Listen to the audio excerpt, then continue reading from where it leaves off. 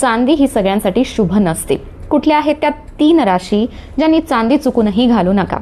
ज्योतिषशास्त्रानुसार चांदीचा संबंध हा चंद्रग्रहाशी जोडला गेलेला आहे आणि काही राशींमध्ये चंद्राची ऊर्जा ही योग्य प्रकारे काम करत नाही.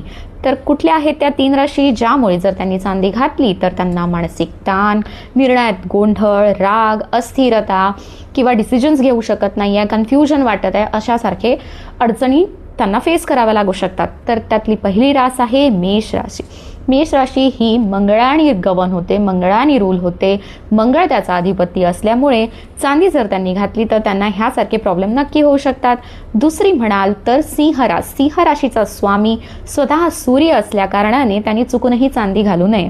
तिसरी रास धनुरास. धनुराशीचा स्वामी हा गुरु असल्या कारणाने जर त्यांनी चांदी परिधान केली तर नक्कीच त्यांच्या आर्थिक निर्णयात त्यांना प्रॉब्लेम बघायला मिळू शकतो.